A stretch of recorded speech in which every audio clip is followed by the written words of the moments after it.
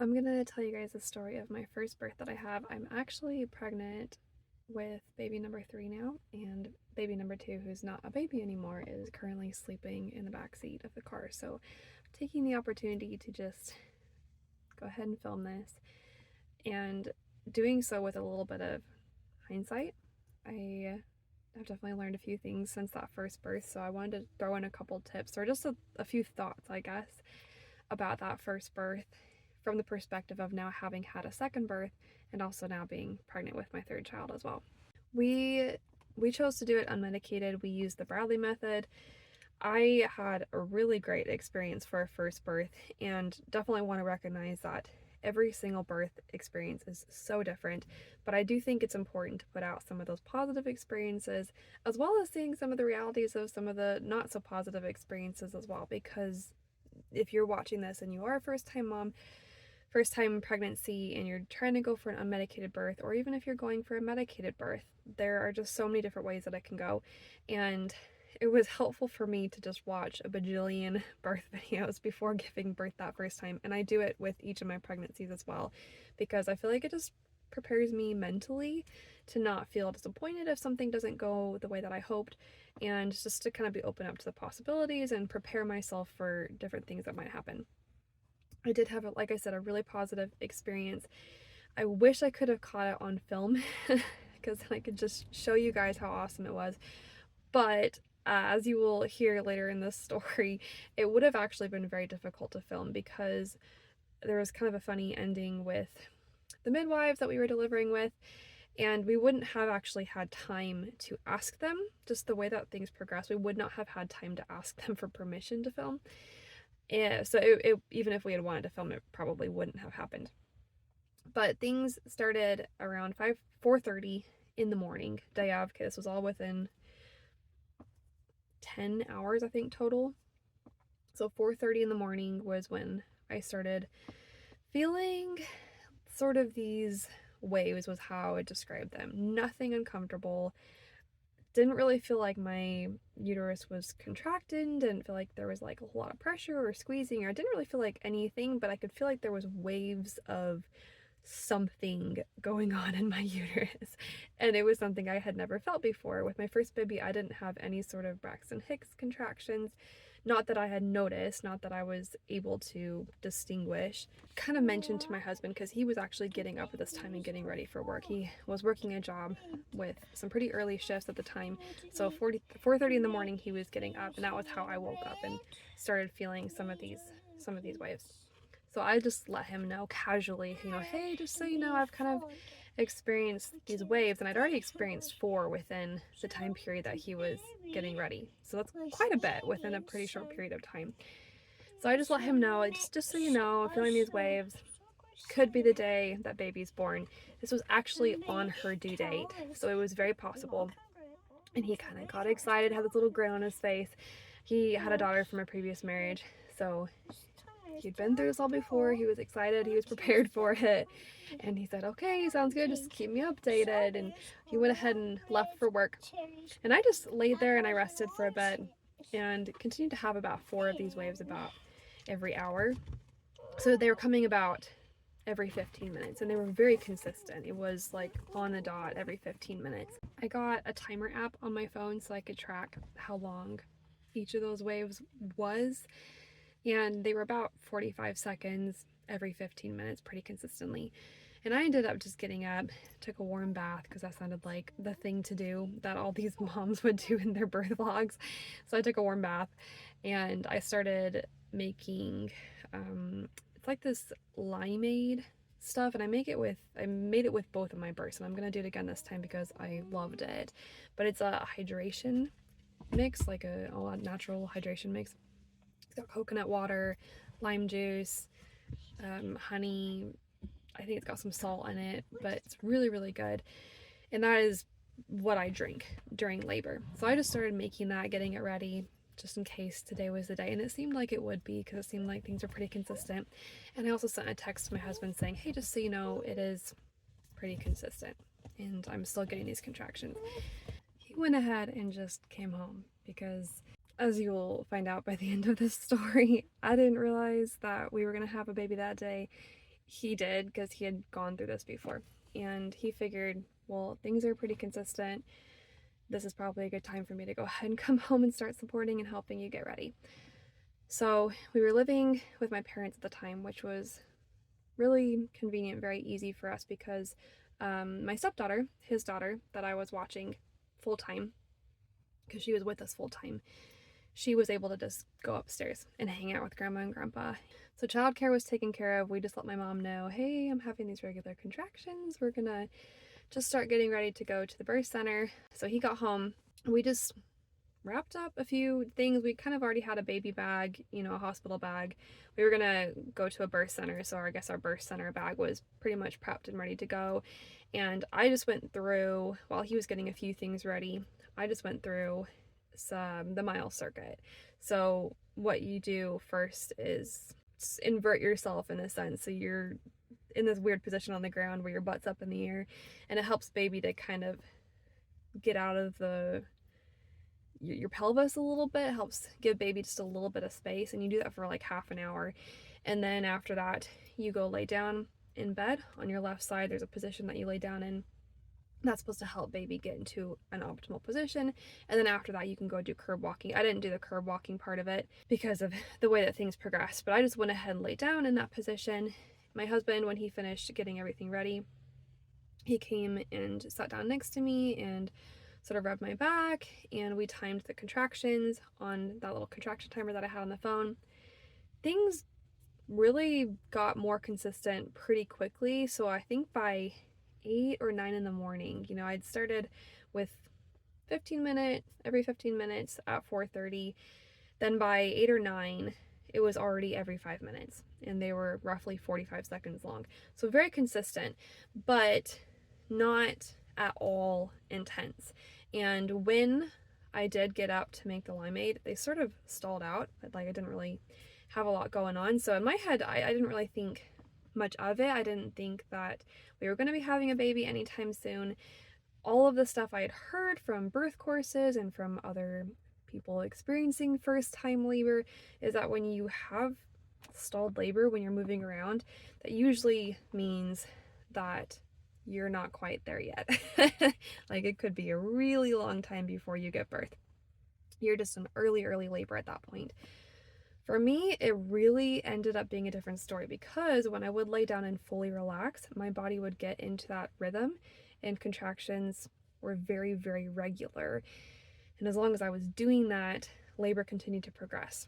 At this point, with them being every 5 minutes, we went ahead and called the midwives at the birth center just to let them know where we were at. Midwives suggested waiting a little bit and just keeping her updated, probably because this was my first time having a baby. Most of the time with first babies, labor does go on for quite a while. Early labor especially is usually pretty long. So she said, just keep us updated. If you want to kind of make your way over here, you can. But the big catch was that this was during COVID. This was early 2021, and I had not had a COVID test.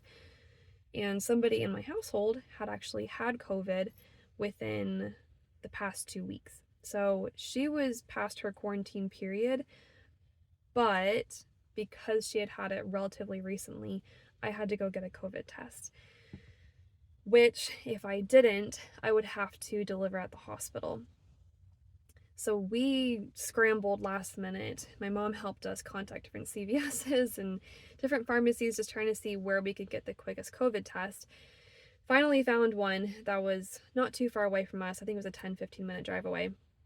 We went ahead and made our way over there and had to wait, because the earliest test that we were able to get was, I think, 2 hours from when we called, when we contacted them. My mom did let them know ahead of time, hey, this lady, my daughter, is in labor, so if you guys can get her in a little bit earlier, we would definitely appreciate it. So it was about 11 o'clock by the time that I actually got that COVID test done. And this was me in the car, reclined, the seat reclined all the way back for a couple hours, and I had my body pillow and I just propped myself up and we continued to do the timer. And it was still consistent, but because of all the moving around that we were doing, it did slow up a little bit again. It was more like every 15 minutes again instead of every 5 minutes. The contractions were not at all intense, just very, very easy contractions, nothing painful about it. I could just tell that for me, it was a sensation of my cervix being pushed on. I know some women describe it more as sort of a tightening from their sides to the front of the uterus. Some describe it as going more down their back or down their hips. It's different for every woman, but for me, I just literally felt pressure on my cervix, kind of like my cervix was stretching. I could feel it doing this every time that I would have a contraction. I didn't really feel the tightening of my uterus. It was a little different for my second birth, but for my first birth, that's how it was. So I got the COVID vaccine finally, or not the vaccine, they didn't have a vaccine at this point, the COVID test. and then we had to sit around and wait for the results. I think it took about an hour for us to hear back.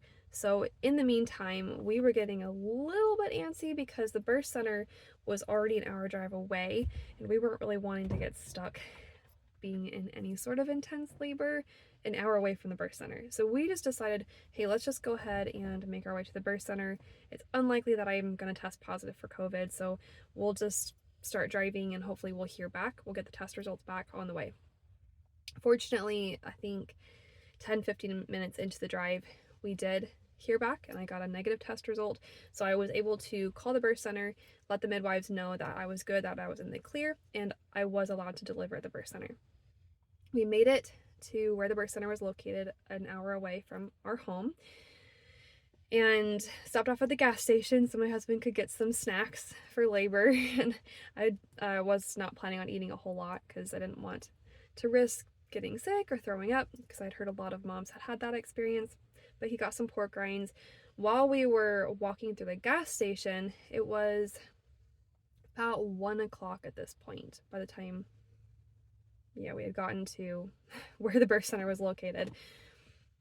While we were walking through the gas station, there were a couple more contractions that I had that were a little bit more intense, but still not uncomfortable. I was not crying. I didn't feel like I was hurting much, but I did have to kind of stop and bend over and just breathe through the contraction. But it really, I would not at all classify it as painful. I've had period cramps that were worse than that, so it really, really was just nothing. And if you've given birth, if you were not a first-time mom, then you know what I'm talking about. Those early contractions are nothing. They are literally nothing. But it had gotten a little bit more intense, so my husband, I think, was seeing how I was acting, how I was responding to these contractions, and he was seeing, okay, it is progressing, we're not there yet, but it is progressing. Neither of us realized how quickly it would progress after this point. Keep in mind, this was 1 o'clock in the afternoon. We got out of the gas station, drove back over to the birth center.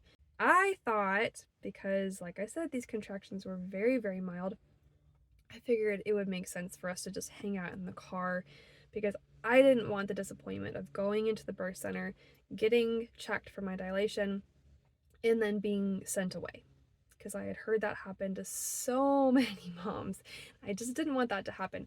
So I suggested, hey, let's just sit in the car. Let's just wait for a little bit. By this point, it was about 1:30 that we're having this conversation. After we'd purchased our snacks at the gas station, we're sitting in the car. It's about 1:30.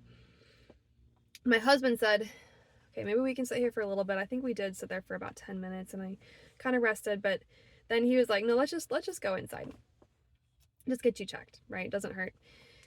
So I agreed reluctantly. We went ahead and went inside, and they got me checked into the room. I was the only person there, and had me lay down on the bed just to see if I was dilated enough to stick around. So someone came in and checked me, and I was dilated to a 6 centimeters, which to me was shocking. I thought maybe 2, maybe 3, because the contractions up to this point had been so painless. There was no discomfort whatsoever. I expressed some definite surprise, and the woman who checked me asked me how I was dealing or how I was coping with the contractions. And I just looked at my husband and I was like, I don't know. Like, I wouldn't call it coping at all. Like, it really had not been uncomfortable up until that point at all. So that lady leaves, and we're sitting there, I think around 2 o'clock. You know, we get comfortable on the bed because we were allowed to stay. I had my body pillow there. My husband went out to the car, brought some more of our stuff inside, and I was just laid in that position that I mentioned. You basically drape your leg over the pillow. I'm not sure what it's called, but it's an extended sideline position or something like that. And the whole focus with the Bradley method is just you relax your body as much as possible. So you're closing your eyes, you sort of pretend like you're sleeping, you take deep, relaxing breaths, you focus on relaxing all of your muscles. So my husband and I were just doing that. We were just doing our thing. I was just laying there for about half an hour, just relaxing. Contractions were still consistent, but they were still really chill as well. We kept tracking them on the app just to make sure that we had some sort of record to share with the midwives when they would come in and check on us. About half an hour, I think it was about 2 o'clock, one of the midwives comes in to just see how I'm doing, check vital signs, and gives us this little debriefing in a sense and says, okay, so you're still in early labor, which, by the way, I'm pretty sure 6 centimeters is when you start active labor. I don't think that's considered early labor anymore, but maybe she didn't get the memo that I was 6 centimeters dilated. But she said, you know, you're still in early labor, and it makes sense that she would have said that as well because I was really calm. I was composed. There was no discomfort. I wasn't moaning through contractions, nothing like that. My husband and I said later if we had shown her the contraction app that we were using, the contraction timer, she would have seen they were happening at this point about every 2.5, 3 minutes. They were really quite close together. So it was definitely progressing, and they were definitely lasting long enough to keep labor progressing. But she comes in and says, you know, you're still in early labor, so things are going to get more intense, and it's going to get a little bit more, it's going to get more intense, and just kind of prepping me for it in a sense. She checks the vitals of the baby and of me, and then says that she's going to come back periodically to come check on our vitals again. The funny thing is that she never actually did get a chance to come back in and check vitals because of how quickly things progressed after this. So again, this is about 2 o'clock. She leaves. For about an hour, I'm just laying there going through these contractions. They're still really not that painful. They did pick up a little bit in intensity. Well, I would allow myself to make, I'm not even sure that moaning is like the right word for it, because moaning I associate with discomfort and pain, but just kind of like a sound when I'm breathing out, because supposedly if you're making that sound in your throat, it's supposed to help relax the cervix as well, which seemed like a good idea to me. So I would vocalize a little bit when I was exhaling. Now, the nurse, when she had come in before, the midwife, when she'd come in, she had mentioned that it's a good idea to use the bathroom frequently because emptying your bladder helps to allow more space, I guess, for baby to put pressure against the cervix. It can help keep things flowing and progressing. So I got up to use the bathroom. As soon as I stood up, I had quite a bit more of an intense contraction than I had had previously. I think just all of that pressure, all of a sudden, that weight on my cervix was just all at once kind of intense. But it still wasn't, I wasn't crying, okay? It still was very bearable, but I just kind of bent over and breathed through it, and then I kind of laughed afterwards, and I went to the bathroom afterwards. There was definitely a lot of pressure at this point. You know, I could feel my cervix was definitely stretching out. I could feel a lot of pressure down in my pelvis. We later found out though, okay, this is 2:30, close to 3 o'clock at this point. It would have been about 3 o'clock that I've been relaxing for an hour, and then about 3 o'clock got up to go to the bathroom. We later found out that one of the midwives, I think it was the first one, I think it was the one who checked my dilation. Apparently she had made a phone call to a midwife that was going to be taking her shift later and just mentioned, hey, you know, we've got this new mom who just came in. She'll probably be here for a while. That's the status update of who we have at the birth center right now. Later, they didn't actually end up switching shifts. That same midwife that made that phone call was still there when we delivered because it was so quick. Apparently that midwife, she called back the midwife who was going to take over her shift later and said, okay, well, apparently I know nothing because this new mom just came in and she wore your birth stir baby out. And those quote, warrior birthed her baby out, which I thought was hilarious, and I will always remember that. Back to the story. I had requested that they fill up the tub that was in the room because I knew that I wanted to have a water birth, and I figured that would be something that was relaxing. I was feeling a little bit uncomfortable at this point, so I figured it would be a nice time to get into the tub. So I went ahead, took my clothes off, and I reached down and came back up with a little bit of blood on my finger, which bloody show is very normal. You know, just a little bit of bloody show. That's very normal during labor. And all of a sudden, it sort of hit me that we were actually gonna have a baby. I looked at my husband and said, what? This is real. Like, this is actually happening. We're actually having a baby. But that was the first time that it really hit me because it had been so painless up until this point. Once I stepped foot into the bathtub, that was when things got real. Again, this is about 3 o'clock. I don't know if it was just the fact that I had stood up and all of a sudden there was all that pressure on my cervix, or if it was the fact that I got into the warm bathtub and I was ultra relaxed at that point, or if it was just the position change. Seriously, as soon as I sat down in that bathtub, a few seconds later I had a really uncomfortable contraction, and that was the first time where it really started to get what I would call painful. And it was that, yeah, that was when it got real. So I was very much vocalizing unintentionally at that point through that contraction. I was like, bah, it really hurt. It really did not feel good. I'm assuming that is when I hit transition because it just went really, really fast after that point. I think I had 2 or 3 more contractions that were like that, each one a little bit more intense than the next one. My husband was kind of I think he was sort of standing next to me, sort of standing over me in the tub at that point, sort of holding my hand, sort of helping, coaching, reminding me to breathe, because I was definitely much more vocal at that point. So I had a couple more of these intense contractions. Nobody had come in again to check on us because this was just a lot faster than they had expected. 3, 4 contractions in the bathtub, I started feeling this sort of, I don't even know how to describe it, but I'd have the contraction and then it would like peak. So it would be intense, you know, kind of this gradual intensity like a normal contraction, but then it would get like really intense, like it would shoot up in pain, like shoot up in intensity. It was really, really uncomfortable. I did not like that at all. And then it would kind of ease off, and they were somewhat longer contractions. I think, I didn't realize at the time, but I think that was sort of the start of my body starting to push a little bit. And so it just got more intense. There was a little bit more sort of pushing towards the birth canal. And the reason I say that is because probably 2 or 3 of those contractions, those types of contractions, I had a really, really intense contraction where it picked up and then it peaked, and it just felt like it kept going. And I was yelling at this point because it got really intense really, really fast. The midwives all rushed in and I'm like kind of out of it at this point because it got so intense so fast. And all I can hear is that the baby's head? Yes, that's the baby's head. So I had unknowingly been pushing the baby out. So that peaking, I believe, is when my body was just like, and I do remember feeling sort of that urge to push in a sense, but I didn't feel like I really ever got to the point where I got to make that decision to push, which is everything we had read about, all the birth stories that I'd heard. These moms would sort of explain, oh, then we got to the pushing phase. You know, we got through transition. That was really hard.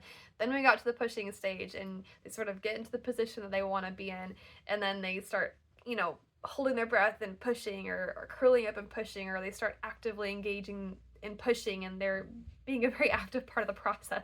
I was just going with the flow at this point because it was so fast. My husband literally had to push my knees up towards me to make sure I was in a good birthing position because it was going too fast for me to understand what was going on. So they come rushing in. I hear that the baby's head is there. It had this really intense contraction where it was sort of building, and then all of a sudden it just peaked, and then it stayed peaked, and it got to the point where normally it would have started to decrease again and I would have had a break. But instead of me having a break between contractions, it was like 2 contractions got combined. So it was like it just built right into another contraction. And what happened is my body was pushing, and then it just push. It just went full force. My body just took control and just pushed my little baby's head out, and my water broke right before that. So it was pushing, it peaked, my water broke, it peaked harder, and I could feel the pushing, and her head was out. So it was really intense. I didn't really feel like I did a whole lot to help that process. My body kind of just took over. Found out several years later, actually just recently, that there is actually a sort of an expulsion reflex, I guess you would call it, where your body actually does just sort of push the baby out, but I never heard of that before, ever. And so I was really not expecting it. I was fully expecting to be doing a lot of the pushing myself, helping my body do the pushing, but I didn't expect my body to do so much of it. I also know a lot of first-time moms, they can be pushing for an hour. They can be pushing for 4 hours, and that's very normal. For me, I was pushing for 10 minutes, maybe. It was very quick. First real push that I had, the head was out. Second push, her body was out. So it was very, very quick. After the head was out, I started to black out. I believe it was right after her head was out that I started to black out. I don't know if I hemorrhaged. I feel like I'm saying that horribly wrong. I do remember when I was trying to push her body out, because I was telling them, I'm like, hey, I'm blacking out. And one of the midwives came over and was like, no, you're not. No, my husband said that. He said, no, you're not. I think he was just trying to keep me awake, you know, like we got to get this baby out basically at this point. And midwives were right there with me saying, okay, let's just push, you know, you just got to get this baby out basically. So I am hanging in there, I'm hanging on. And at this point, that was the only time that I remember actually pushing, because I didn't have another really intense contraction like that. I just pushed, and then her body came out, fortunately. But I just remember feeling a lot of fluid coming out. So when my water broke, I could feel sort of this explosion into the tub, because there was so much pressure at that point where my body was already pushing her head out, and right before her head came out, the water came out. So the water broke. It was kind of later. A lot of labors, you hear of water breaking at the very beginning of labor, or it might break halfway through labor. For me, it broke as her head was coming out. So it sort of exploded out into the tub. After that, though, when I was pushing her body out, I could feel the sensation of a lot of fluid sort of pouring out past her body. I don't think that's normal, because afterwards the tub was black. The birth videos that I've watched in the past, the tub's not black. Like, there's not so much blood in the tub that it turns black. So I do think that I had some hemorrhage, which is a little strange, because what I've heard is that normally happens more when the placenta is being delivered. That's usually when you have that heavy bleeding like that. That's dangerous. So I don't know if that's what it was. And the midwives didn't say anything about it. Just basically as soon as her body was out, they went ahead and gave me a shot of Pitocin, and that's supposed to help with hemorrhaging, right? Fortunately, after her body was out, I was fine. I didn't black out after that. You know, they brought her up to my chest. It was obviously the coolest moment on the planet, and my husband and I both cried, and it was wonderful, and it was amazing. This was 3:38 p.m. that she was born. So it did go a lot more quickly than any of us were expecting. And fortunately, the midwives were able to rush in last second and help us deliver the baby. And we were fine, you know, delivered the placenta pretty quickly after that, because the Pitocin does help the uterus to cramp down and help deliver the placenta pretty quickly. So that wasn't an issue. And then we got all wrapped up in bed and got to just snuggle for a little bit with our new little girl, which was amazing. That is just the most wonderful feeling on the planet. So I'm going to share my second birth story as well, just so that you can sort of see the comparison between the two, and just see that every pregnancy is different, every birth story is a little bit different. My second birth was a little bit quicker than my first birth, and I do have a tiny bit of footage because we really had wanted to videotape our second birth. But the end of that was also pretty chaotic, unexpectedly, so we did not catch the end of it on video when it got real. Again, we did not catch it on video, unfortunately.